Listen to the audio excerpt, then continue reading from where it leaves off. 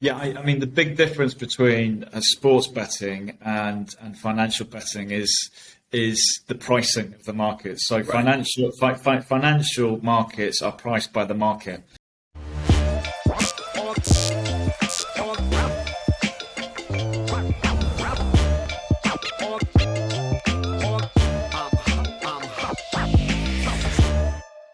All right, welcome back to another episode of the Real Life Trading Pivot Podcast. Back again with my co-host Dean, and today we have a special guest with us. We got Andy Murray. He's the Chief Commercial Officer with TradeNation. So, Andy, how are you? Really good, Dan. Really good. Thanks for inviting me on. I'm looking forward to this. Yeah, absolutely. So, I think you and Dean go back a little bit. I don't know if you guys want to just run through how you guys met and kind of what attracted you guys both to each other. Well, I think Andy and I have two things in common.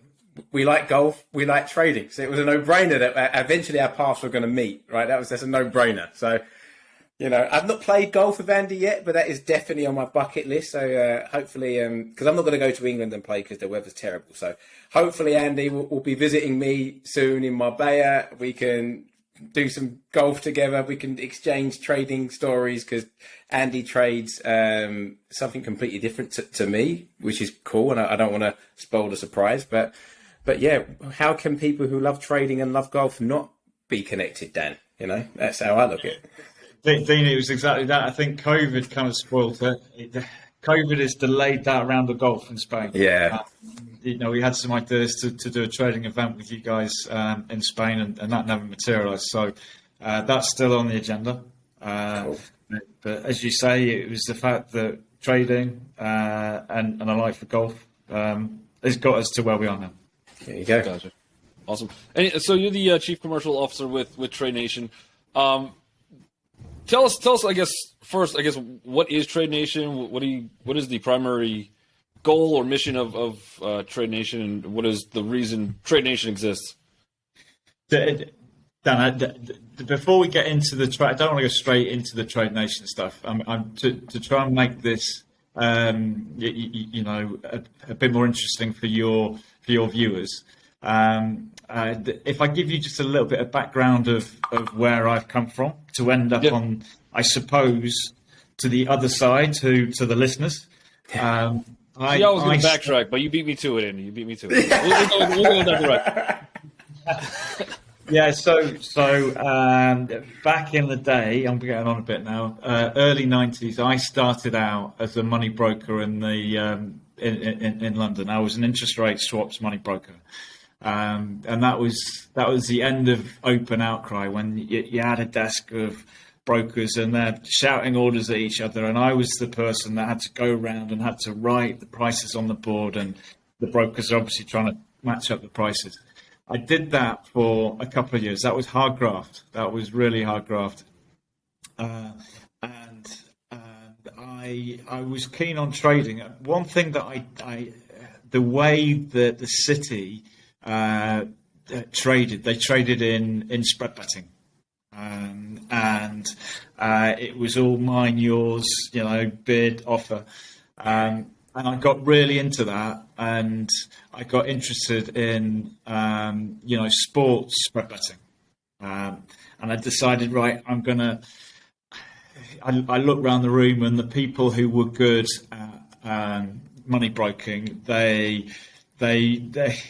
were tough individuals who could go out and drink. It was a tough environment, and I thought, I'm better suited to be in sports trading. So I went and I started. I fortunately got a job with a company in sports spread betting, and for the next 5 years I was betting on everything. I was setting prices on horses. I was setting prices on football. I think I started off on greyhounds, and that was between '95 and the late '90s. I had some stocks. I had some tech stocks, and late '90s. You know what happened with tech stocks. Done 5 years of sports spread betting, and I suddenly see my tech stocks going mad. They're just going through the roof, and I'm thinking I'm on the wrong side of the fence here.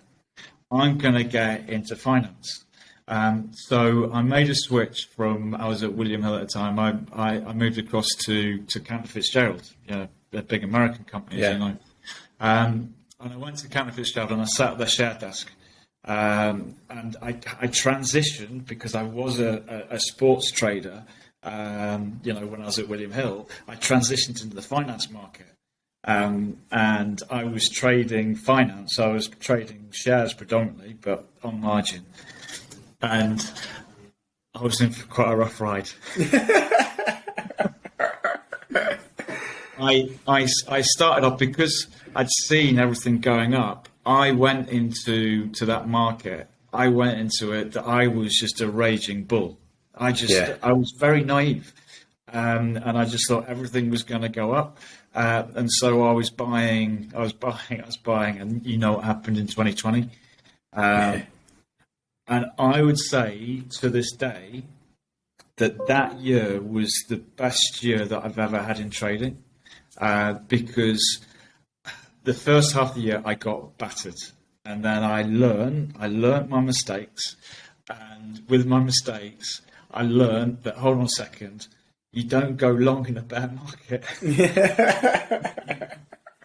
I mean, you guys are far more. I mean, this day, you're technical traders, and the way you do things is completely different. But I suddenly turned from being a bull into a bear, and I really felt like I was getting good or getting better when there was a stock that I was shorting, and there was a profit warning, and it came down 20%.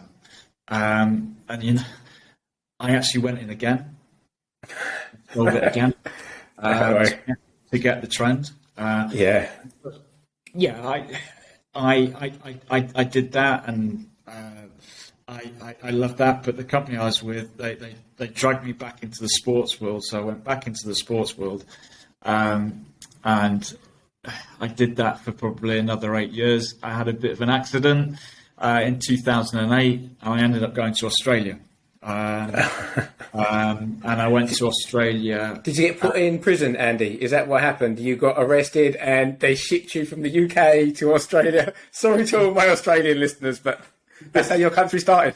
No, I went there. I went there because I had some family there, and I'd had this really big accident, and the sports world wasn't going that well with Cantor, and I went over there, and I was just a trader for the first 6 months. And then I'd been trading in a community. I'd been working and trading. I'd probably been doing more, professional gambling stuff than actually working. But I was surrounded by people, and I suppose this is very topical for the listeners, because I imagine a lot of them are, work at, doing this by themselves. They're not surrounded by people. But to have this forum here to hear what other people are doing is really, really important to keep going. Because what happened when I went to Australia, I traded for the first 3-6 months. I did okay, but I just wasn't surrounded. I didn't have that interaction. And so I thought I had to go and do something. And I didn't. I looked at my options, and the contacts I had from working at Cantor in the financial space meant that I then became a broker in Australia. I set up a company called LCG. Well, LCG in the UK. I set up that branch in Australia, and then I did that for 3 years, and I ended up on the license of FINSA, which is now TradeNation, and that was in 2013. Okay. So that's just a bit of a background about me. No doubt you'll have a few more questions about my sporting trading and the parallels between that and finance. But that gets me to the start of TradeNation. In terms of that company, I can go in and give you an update of the 9 years we've been in business, and it's been very, very interesting. The regulation in the trading world has changed massively in that time. we started off as a B2B company. So we were providing the product, but we didn't have any interaction with the client. And we did that, and through 2014 through 2015, we got about 20 different brand names. But what we were doing, our partners were effectively working under our license. And the regulators didn't particularly like that. And it's because of the SMB in 2015. When that happened in January 2015, our Pari, a few other brokers just went out of business because overnight the Swiss franc against the euro moved 30%, and it just took out so many positions. The regulators got really scared. They didn't know. They realised they didn't know what the sector was, and then in certain situations, they stopped taking on licenses. Other places, they just, took on licenses very, very slowly. But what it meant was a lot of people who wanted to join the sector, they would umbrella under licenses as authorised reps, and the regulators didn't like that. They saw that as a shortcut. Right. And so we changed our business model to be a B2C business model. And in 2018, we had this notion to consolidate brands under more of a global name. And that was the start of TradeNation. And we've probably been going in earnest for 18 months. Although the team and the operation is 10 years old, we've only really been going 18 months. Okay. And we're really looking to push on. Awesome. Well, I don't know if Dan's got any questions, but I think the TradeNation stuff's great because I love TradeNation, but I really want to drill down into the whole sports trading thing. So it's like, did you have like a set strategy that you used to do with that? And like, how? Because for me, when I'm looking at a chart, Dan and I trade different things. I trade Forex and futures. Dan, I think, dabbles in a little bit of futures. He's mainly stock options type of guy. Me, I'm looking at, for breaks of market structure, displacement, looking for fair value gaps, getting in them fair value gaps, and that's my entry. How do you have a strategy around sports betting? Because maybe I'm a little bit biased because I'm an Arsenal fan, unfortunately. Not unfortunately at the moment because we're top of the league, so I'm over the moon. But we won't talk about the Carabao Cup. No, we don't need that. We've got a thin squad. But I've been in hiding for 6 years, Andy, and now I've just come out of the woodwork because we're doing okay. So every time we play a game, I'm like, we're at home. Arsenal going to win. That's it. So how do you have a strategy for like sports betting or sports spread betting? How do you formulate that? Yeah, I mean the big difference between sports betting and financial betting is the pricing of the market. So right. Financial markets are priced by the market. And the strategies you put around that, as you say, your technical analysis is quite prescribed. But with sports betting, this has changed quite a lot. It's been a good 15 years since, or good more than that, 25 years since I was doing it. The pricing, where does the pricing come from? Yeah. You haven't got the London Stock Exchange. You haven't got the NYSE that comes up with a price, and it's You have a little bit more with Betfair now, but back in the day, the pricing would be done by individuals, right. And so in my situation, I was effectively pricing up events for my company, and I would not look at what other people were doing because that would steer me in possibly the wrong direction. I would look at history, I would look at the head-to-head, I would try and pick out clues about whether a team would be up for it or not, and I'd come out with my pricing. And if my pricing was different to others' pricing, it was almost like an unwritten rule that you had to put your money where your mouth is. Right, yeah. That's awesome because a few of my friends are keen on sports betting and they bet on things like the amount of throw-ons in a game, or is there going to be a corner? Dan, this is all terminology that you probably don't know, right? Being because this is all football related in the UK, but football, we throw the ball, right? With your hands, it makes a lot of sense. There's football, let's throw the ball. Yeah, you get booked for that in our game. Yeah. So, because I know some people that do sports betting full time, and obviously you've had the luxury of doing sports betting full time, and I'm sure you know people in that world. Same thing with obviously now being in the financial industry, knowing traders and things like that. What is the mentality that's very? What are some of the, I guess both ends? Some of the things that are similar between just the way that somebody might think or operate, and what are some of the differences that you see between the two, or is it just really pretty much the same? That's a really good question, Dan. I think that there's so many components that go to being a good trader. But high level, you can break them down, you can simplify them, and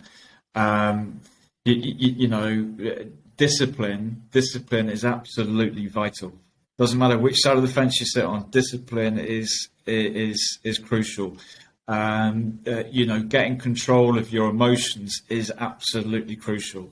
Having a plan and not deviating from that plan is crucial. It takes time. It takes time to really cement those disciplines in. I learned it through the sports world, but although I don't trade financials as much as you guys do, I just haven't got the time. I speak to a lot of people who do, and it's uncanny the similarity between the two disciplines. From an emotion point of view, if you go into trade and it's a loss-making trade,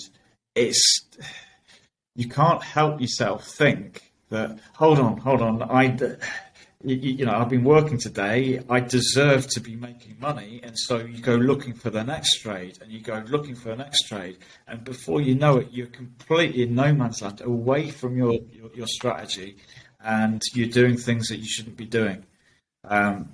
So I felt like I was getting quite good as a trader when I was almost patting myself on the back even when I'd had a loss-making trade. Sometimes you have a loss-making trade and you've got to pat yourself on the back and say, listen, I did absolutely everything right. Yeah. I will do the same thing again. Yeah. I've got, and you almost applaud yourself. And likewise, when you have a winning trade, but you've done things wrong, you've got to have a go at yourself. I think that's the hardest thing to do, and it's the same on both sides, is just enforcing that discipline and, just sticking to it. Yeah. It must be quite... Sorry, go on, Dan. I'll let you go. Go on. Yeah, no. I'll go after. I was going to say, I like the use of the word discipline. Obviously, being in both worlds, you have to have some kind of discipline. For you yourself, is it something that you were always born with discipline? Is that something that you grew up and you're disciplined? Is it something that you kind of learned about yourself and had to work on the discipline portion of things? I hate to say it to the new traders out there, but I learned it.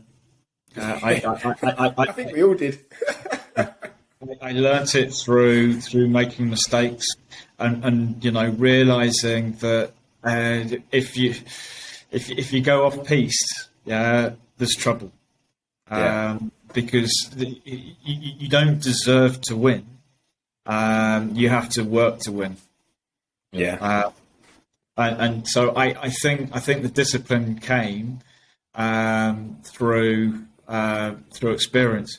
And funny enough, when I kind of went away from the environment where I was surrounded by like-minded traders, and I was doing it off my own back, and I was starting to look at other things. I was spending less and less time doing the work behind trading, and what I found was that discipline then started to slip, and I was doing things a bit more on hope. And I hate the word hope. Yeah. And if you start doing things that you hope you're going in the wrong direction. So I think it's great if you were born a very disciplined person. You've got to have a bit of risk-taking part about you to get into trading in the first place. Yeah. So I think it's very much a learned attribute. So are you a football fan, Andy? Do you have a team? Can I ask that? Do I dare to ask that? Who's your team? Before you have a go at me, before I tell you the name of the team that I support, my grandfather took me there from the age of 6. Right. Okay. And we were really, really bad. But okay, when I was 6, we weren't that bad. But growing up, we were really bad. But now we're probably going to win the Premiership. As long as you're not Spurs, then. Spurs. No, I'm Manchester City. I was born in Man City fan. Wow, you've definitely got. Hopefully not this year. You never know. We might. It depends how we get on in the World Cup with the injuries and things. Saying that to wind you up. But that's so. Would you bet on Man City, or would you be like, look, actually, my emotions are involved? Well, to be honest with you, probably growing up with Man City, you would probably just bet against them, right? Because I remember when I watched Man City a few years ago. I used to live in Bermondsey, so and I remember I watched Millwall Man City and just thought, wow, this is a terrible game of football because I used to play. I felt like this is terrible. Like, I can get into either of these two sides. So, would you just bet against your team because you feel like these are just crap? Or would you could you take your emotions out of it and how would you strategize around that? I didn't really used to bet on Man City. I didn't really bet on football that much, but if we're all value hunters, if we see value, then we will trade. I mean, the sports side is the same as the finance side. It's all risk reward. If we think that the reward is better than the risk, we will get involved. I steered clear of betting on Manchester City, but if I saw, I had bet on them a few times when I just thought the value is overwhelming, based on the fact that I kind of knew how that team clicked more than others. So I would trade then, and I must confess, I did have one hedge. In an emotional hedge in 2012 when it was between Man City or Man United who was going to win the league, and we hadn't won the league for 43 years, and I had the Aguero moment. That was the Aguero moment. Dan, have you ever seen the Aguero moment? I challenge you at some point to go and Google that, because it even had me cheering for Man City when he did that. I was just like, basically, let me just set the scene so everyone understands. It was between Man City and Manchester United, bitter rivals to win the league, right? And Man City just needed to win, or even draw, was it? I don't know, win or draw, but all they needed to do was win. And then Manchester United have just won their game. And Man City's game is slightly delayed. It's in extra time. And they just need to score to win. They was up, and then they were down. They were losing. They had to win. Man United finished earlier, and the manager of Manchester United, Alex Ferguson at the time, he heard that Man City were losing. He actually got a tie out allegedly, and it was 20 Premiership victories. They were popping champagne there. Man City got what was considered a consolation in the 90th minute. And then in the 93rd minute, 24 seconds or whatever, Aguero gets the winner. If this was in a script for a film, you would not believe it. It was unreal. It was like euphoria. Even people who I know who are not Man City fans, for some reason, they were just cheering because they just got caught up in the moment. It was unreal. Like, you need to Google that stuff. One of those uniting moments. It doesn't matter what team you're like, all right, that's good sports. Exactly. And I had an affinity with Man City because of that reason until this season, where now that we're going to win the league and they're not. So now I don't care about them, right? So, but no, well, that's cool. But brilliant. So I think, so how did you end up becoming, I know you briefly touched on TradeNation. You said TradeNation's been going for a few years, but technically it's 18 months, I suppose, since like the rebrand and the new objectives into B2C. What separates TradeNation from regular brokers, for example, especially because I'm a Forex guy, so I know, but I want you to tell our listeners why that is, because I'm keen for your platform. I mean, the honest truth, Dean, there's not much that really separates brokers out there. It's quite a standardized product. Yeah, okay, there's different platforms, but given the regulation restrictions that are pretty set, you can't do much with the product. What I'd like to say, we're trying to do at TradeNation, we're trying to create a brokerage that puts the client first. I mean, I know we've talked about this in the past, and we massively want to put the client first. And there's some bad stories out there about brokers and what they do to clients. They go stop hunting, and they just have business models where clients are flowing through, and they need to keep on filling the funnel. We want to build our brand in a different way. We want to build our brand. We want to get clients on board. We want to give clients the best experience possible. We want to get clients talking to others and saying, "Yeah, I've had no problems with TradeNation. I'm not getting stopped out. I'm getting good pricing."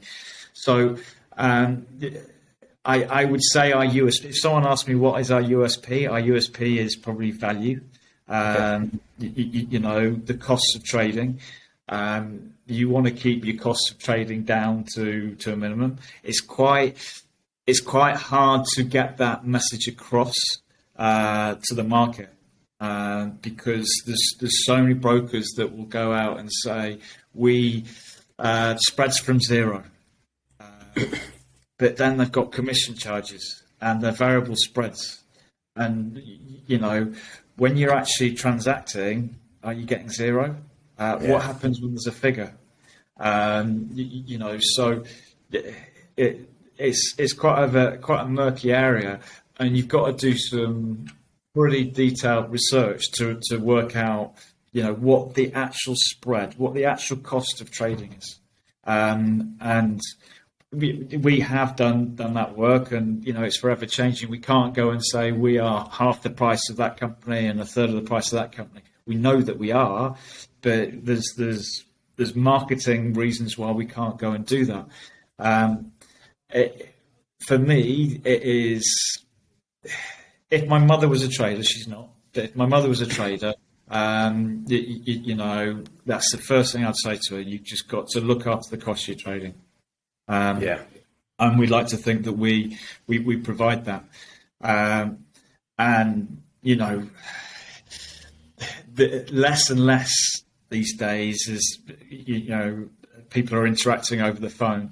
But when they do, they want a person at the end of the phone. They don't want a bot. They don't want an automated response.